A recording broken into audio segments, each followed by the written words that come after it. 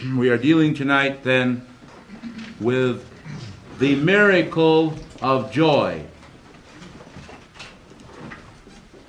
It was said many years ago by Saint Germain that joy is the motor of life. We have heard of a number of cases where people were given up to die, and then some sudden interest in almost any hobby, even religion, has sometimes seized their life. And these people have begun to function with a feeling of joy in all that they did. And as a result, their illness has abated. We have heard of even cases of terminal cancer, where the people were on their last legs, ready to give up their final breath, when for what reason we know not, perhaps it was the idea that they only had a few days left to live or a few weeks left to live that actually cut them loose and set them free from the sense of struggle. But they sort of adopted a fatalistic attitude toward everything, and they started being joyful because they said, what's the use? I don't have anything to lose. My goose is already cooked, so I might just as well try to be joyous about it and spend my last few days on earth in joy instead of in sorrow. So they started out with this feeling, and lo and behold, the miracle of joy took over. And the first thing you know, the condition of cancer began to remit in their system, and they actually achieved a complete remission, which medical science has been again and again baffled by.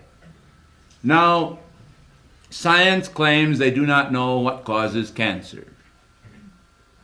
We do know that great souls like Ramakrishna have had cancer. He passed away with cancer of the throat. So, of course, it does not seem to only visit the wicked, but even sometimes the very good.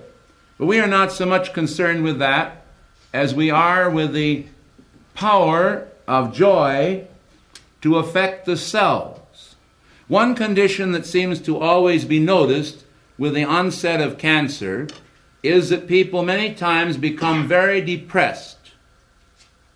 We also have noticed that people who are very hateful in disposition are sometimes the chief victims of this disease, which, as we understand from the inner, is created out of hate, either from this generation, the present life, or a past life.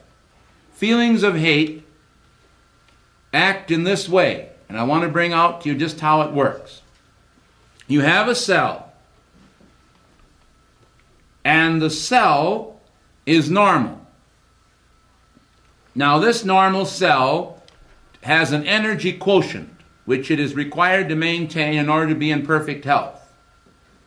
If the energy of the cell falls below its own natural quotient, of course, it becomes a disturbed cell. In the disturbed state, the cell may mutate, and it may become cancerous.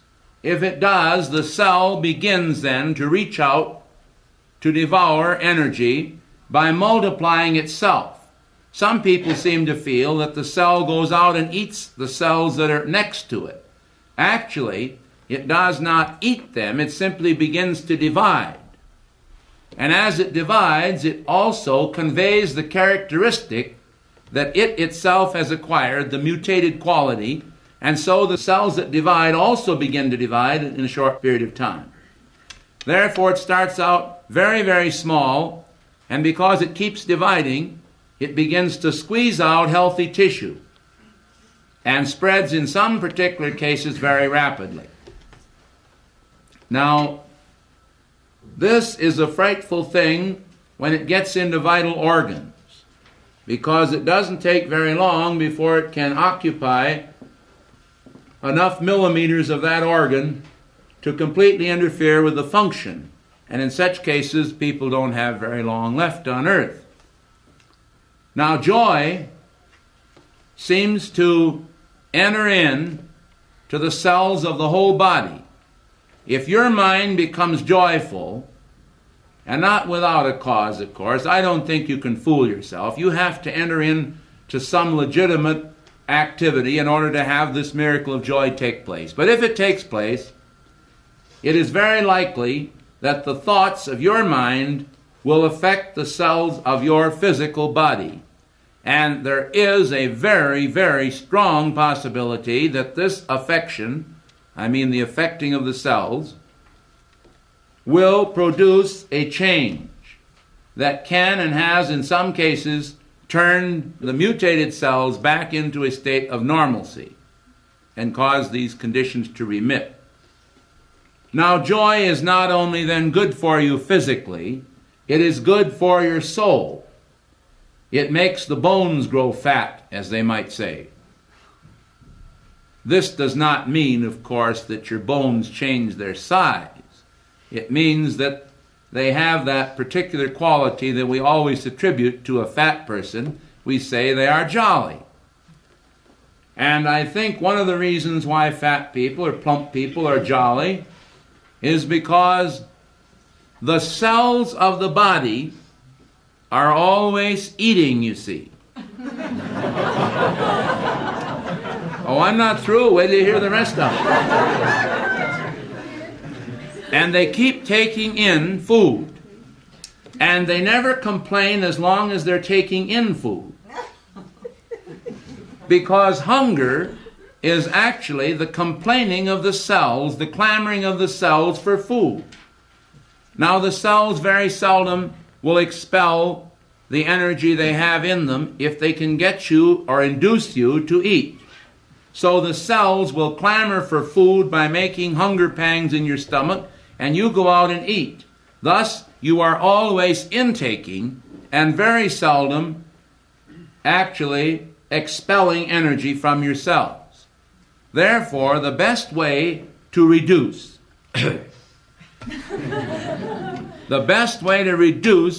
is to stop eating, to push yourself away from the table and take in less food than what you should. Because here's the whole secret. When you take in less food than you need to run your body, then the cells begin to throw out their energy into the body to supply it with the energy it is not getting from the food. And therefore, you begin to reduce in a very natural manner. Now, while this is taking place, you may often feel depressed. This is why caffeine is often put in reducing pills, because caffeine is an antidepressant. It makes you feel a little better. It peps up the heart action and so forth. But getting back to the expelling of energy from the cells, the expelling of energy from the cells will depress you. And when you don't expel any energy from the cells, and you're always taking in food all the time, you see, you feel quite happy. And that's why fat people and plump people are jolly. This happens to be true. Now, just as some people have poor appetites, so some people have too good an appetite, as they say, and therefore they eat too much.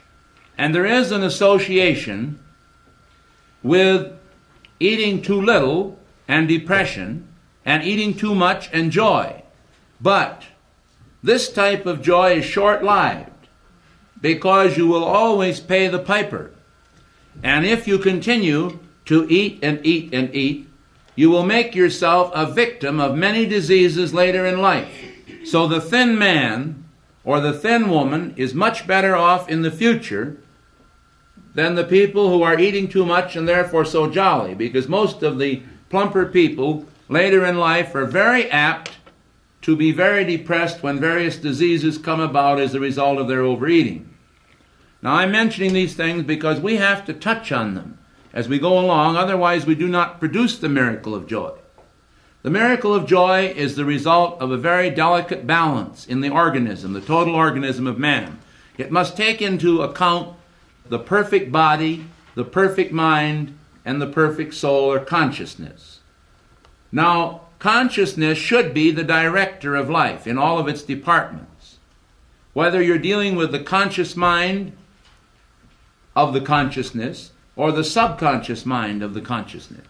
The subconscious mind, of course, takes over most of the functions that are involved in the beating of the heart, the breathing, and the flow of the blood, the opening of various valves in the body, is all a result of subconscious functions. You don't have to telegraph messages to your body to take care of these things. Your body will take care of it automatically. You can go to sleep at night and not worry about a thing. So this is very wonderful. So I'm merely touching briefly in this lecture on the miracle of joy from the standpoint of the physical body and the balancing of the mind and the balancing of the emotions.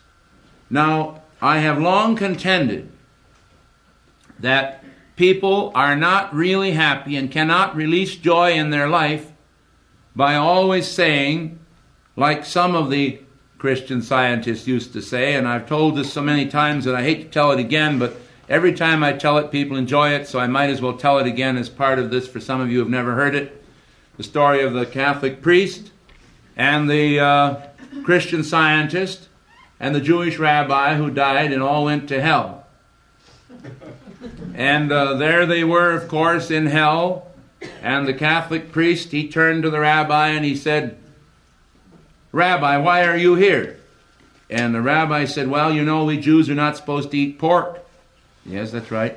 He said, "Well," he said, "I used to always go around the corner to a little stand there and I'd get a pork sandwich before we had our services, and that's why I'm here." But he said, "Father, why in the world are you here?" And the Catholic priest looked at him a little bit ashamed, and he said, "Well," he said, "you know, we Catholics are not supposed to eat meat on Friday." And he said, I was supposed to eat fish, but he said, "I always snuck around the corner and got a hamburger on Friday before Mass, and that's why I'm here." So then the two of them ganged up, and they looked at the Christian Scientist, and they said, "Well, you're a Christian Scientist." They said, "How in the world come you ever got here? I thought Mary Baker Eddy could deliver you out of that." Christian Scientist folded his arms like this. He said, "I'm not here."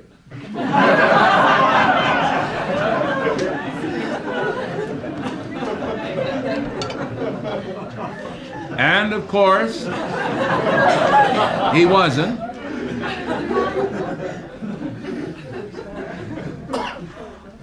He wasn't there.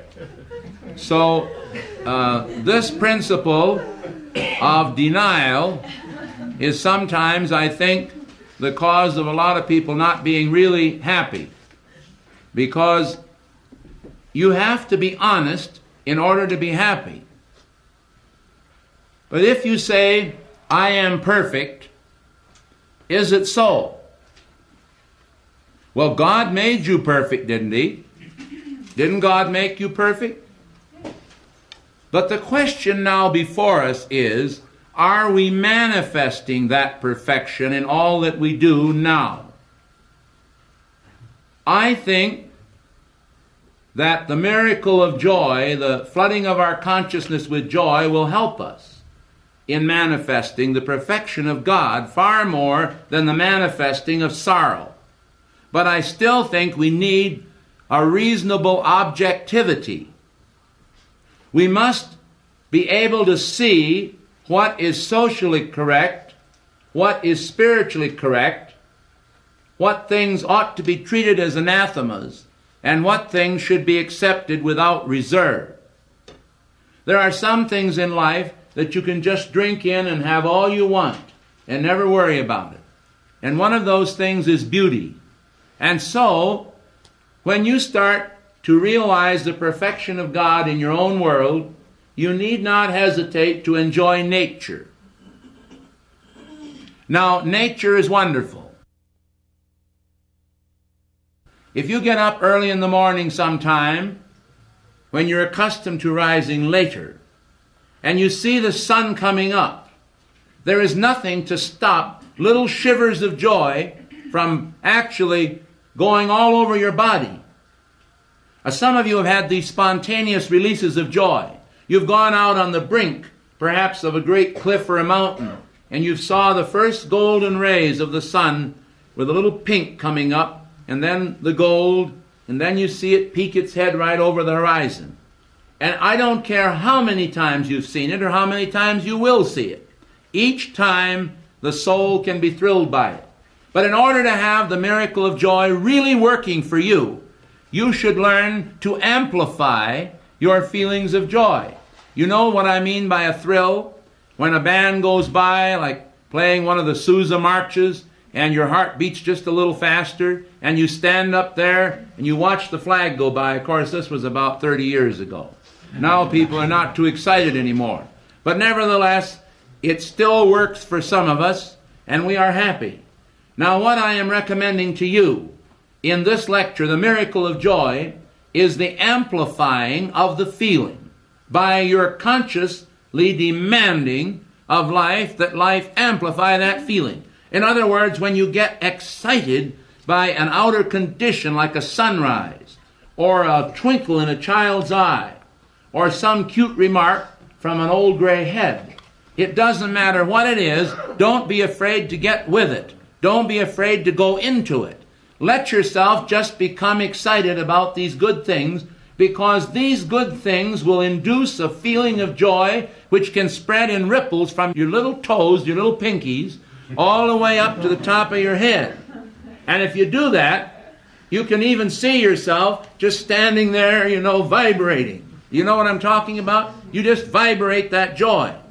And this is a magnificent thing, a great exercise, which when you enter into it, after a while will accustom your nerve paths to respond to the feeling.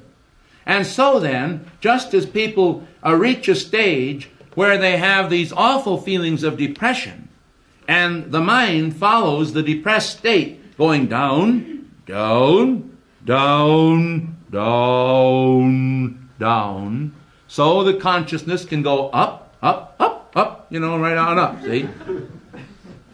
And you yourself are the one who has to decide whether you're going to do it. You will never have the results from the miracle of joy unless you actually practice it. You must participate. When I talk about nerve paths, I am only talking about conditioned responses now.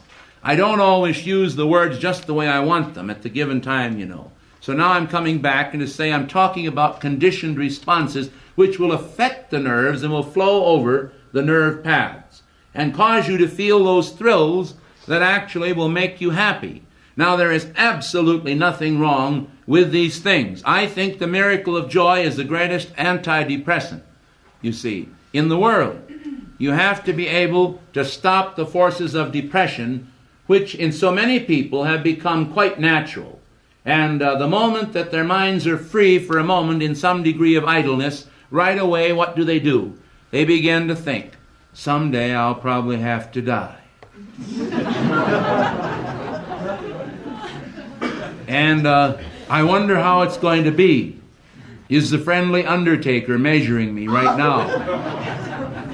And should I pick out my tombstone or take out an insurance policy with Bankers Life or State Farm Mutual? And, well, it's true. On and on they go, and where they stop, nobody knows. And after a while, they get from the tip of their toes to the top of their head so loaded with depression that they feel like a clod. And so they finally take 2 aspirins and go to bed and say, I can't face life anymore. Pull up the covers.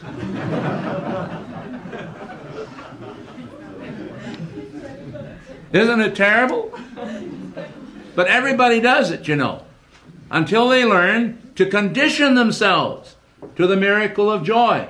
This is the only way we can survive here, is to have to laugh a little bit over some of the silly circumstances that happen to us. And if you can learn to laugh at yourself, well, then you've really got something. Now, I don't have the laughing bag with me tonight. Tom, you better bring the laughing bag in. It's in my office on the desk.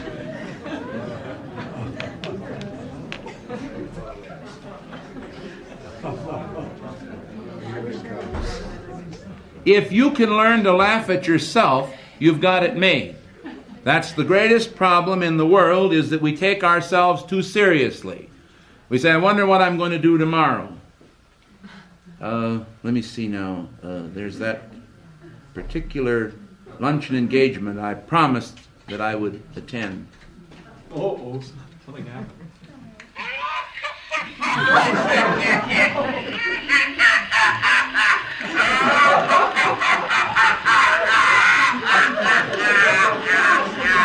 You see what I mean? Now there's your depressant in action right over there.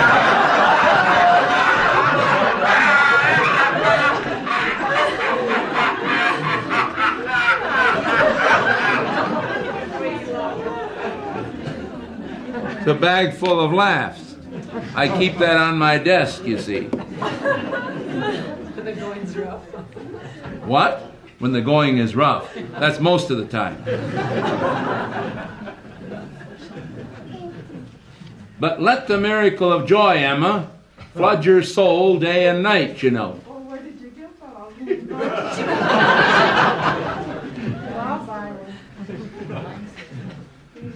Maybe we should handle these in our book table, huh? I think we'll handle them and have Al Ladd in charge of sales. They sold $2 million worth of those in New York City. How many? $2 million. $2 million worth sold in New York. Proves that people like to laugh. Better than they do to I cry. could have thought of it. What is it they say? Laugh and the world laughs with you. Weep and you weep alone. Yet how many people weep alone? There's a lot more people weeping than there are laughing, whether the whole world laughs with you or not. Just remember that. So the secret of joy is something that should be taught to your children. A very wise man in this country who has a school, which I'm not going to get into because I'm not in the advertising business, he has children sit out in a little pond, near a little pond like Thoreau's Walden, and the children sit there and take their shoes off, and they stick their toes in the water, and then they read poetry that tells about how the water ripples along with their toes and how the little thrills come up their legs and so forth, and they learn to enjoy nature that way. This man actually trains them or conditions them to respond to nature and to their physical bodies. Now, one of the problems we have, of course, in life is that we're overly conscious of our physical body, but we're overly conscious of it the wrong way. I mean, every time we get a little pain or an ache, right away we amplify the pain or the ache. We get a tummy ache, it's appendicitis. We get a headache, and it's brain tumor. It's just absolutely frightful, the things that we do. Just simply because we let our imaginations go downhill when the imagination should go uphill. Now, what good is it going to do you to let it go downhill? If the verdict is one way, it's going to still be the same way, isn't it? But maybe, if you let the miracle of joy work in your world, before you get to the doctor, your laughter and your happiness will cure your illness. So when you come in, you won't have any. And this is very, very possible. You just try it sometime. At least it'll do this much for you. It'll keep you in good spirits until the end.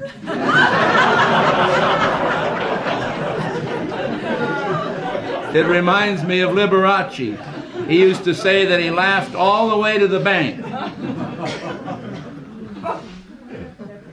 He laughed all the way to the bank. I don't know. Well, we'll go on with our miracle of joy. What time is it? I have 10 more minutes. What's that? You mean the joy is the miracle, or that I have only 10 minutes?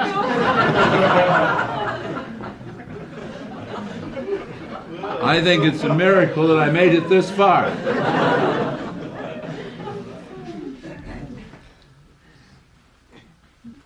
I would like to deal a little bit with control of the moods then, because the moods seem to be able to function only from the subconscious level. This has been my observation.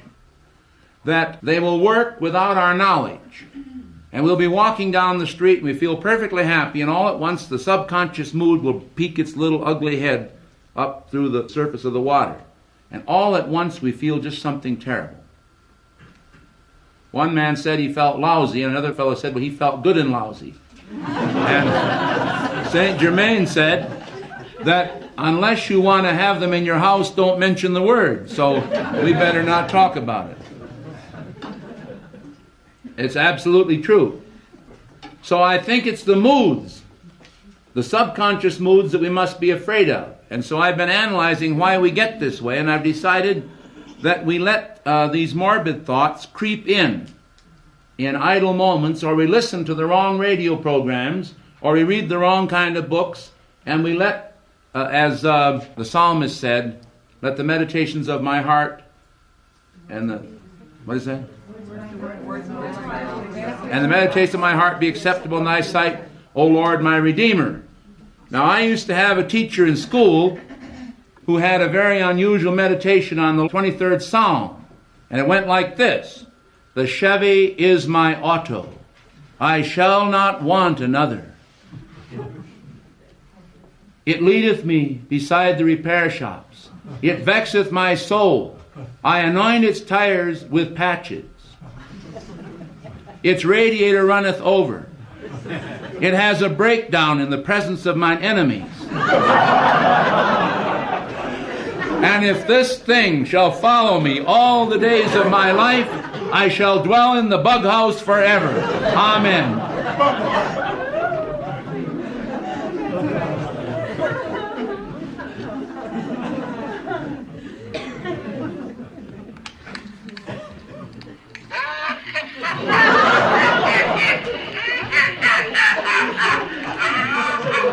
You see what I mean?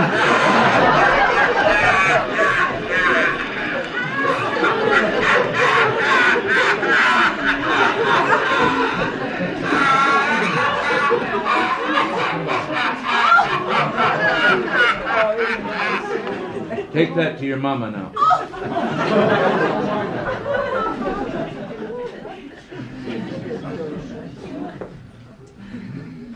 Every time, I'm going to tell you, he's a faker over there in that corner. Every single time that he hears that laughter, he looks at me with the most awful expression.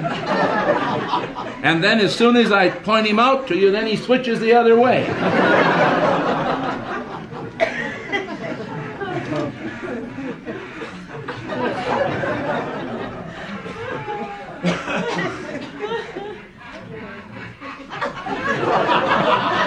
You should have seen Stella Lengi. You know what I did with her? I planted that in her shopping bag. And she went down in the middle of Newstetter's department store, or one department store. Wait a minute, which one was it now? I know which one it was, that old-fashioned Hibbard's. And right in the middle of Hibbard's, I pushed the button in her sack, and she went down the aisles trying to make believe that nobody saw it.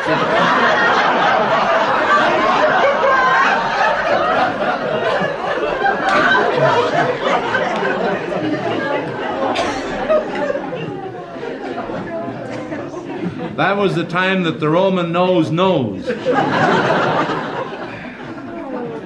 She was really going, I'll tell you. We had a lot of fun before Christmas. So, my suggestion to you in the 5 minutes remaining to me is that you develop a system of feeding your inner consciousness with joyous thoughts and learning to extract from life all of the beautiful things that are in life. And this is a religious experience, but you know the problem with us is that we think of religion as a straitjacket. We think of religion as something that's going to just hold us up like a corset. It's going to brace us. And we get so stiff that, I mean, we're almost brittle and afraid we're going to break or come apart if we say thank God. And you know that's true. And the world is far worse than the spiritual people are, of course. The spiritual people at least are, willing to talk about God, and they like to talk about God. But the people in the world, they practically hold their nose when someone mentions the deity today in a public place. And this is absolutely true. Well, we cannot afford to set a bad example for them, and this is one of the problems that the Great White Brotherhood is facing, that some of our members have very long faces. And they are very poor examples of the ascended Master. Now, I don't think for 1 minute that Saint Germain runs around and carries a laughing bag. And I just can't imagine Jesus carrying one either. So you see what level of consciousness I am in. But on the other hand, you see, every executive, like Saint Germain and Jesus, has to have a few fools on his staff that are fools for Christ's sake. And I want to tell you the story of the juggler, because some of you know it and some of you don't, and I think it's a very beautiful story, and particularly because on the picture that I have of the juggler, he has 7 balls, each one for one of the color rays. An orange, of course, is in there, and an apple, and all these different things. He's juggling all this fruit. But it seems there was a monastery connected with a big church. And this brother monk came there. And he got to the church, and some of the brothers there were bakers, and some of them were candlestick makers, and some of them were cooks, and some of them were workers in the field, and a few of them prayed. And so, what actually happened is really very funny. This monk, the only thing he could do was juggle. And juggle he did, to the amusement of the brothers. He was juggling all the time, every time they saw him. And they got a little impatient with his juggling. And they assigned him first to the bakery, and he failed in the bakery. Then they assigned him to the fields, and he failed in the fields. And then they assigned him to washing pots and pans, and he wasn't too happy there. All he wanted to do was juggle. And so the word got around, passed all around among the monks. So finally, one day, one of the monks who was quite close to the abbot, the head man in that monastery, why, he came to the door of the chapel, and there, before the statue of the Blessed Virgin, this monk was standing juggling to her.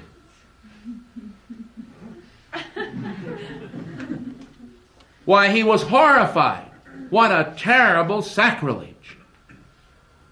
He couldn't even wait a minute to look. He closed the door quickly. He rushed up the stairs, the stone stairs, up the tower of the abbot's office.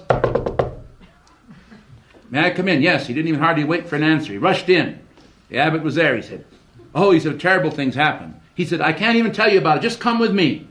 So the abbot got all agitated and confused, and down the stairs they went, and they came to the door of the chapel.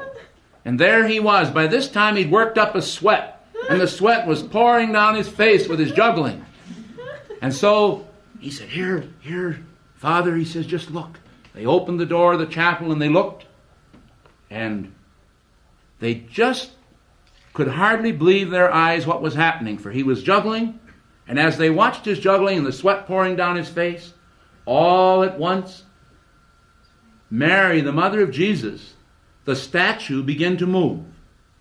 And down she came from the pedestal, and she reached into her robe, she pulled out a little handkerchief, and she wiped the sweat off the juggler's face.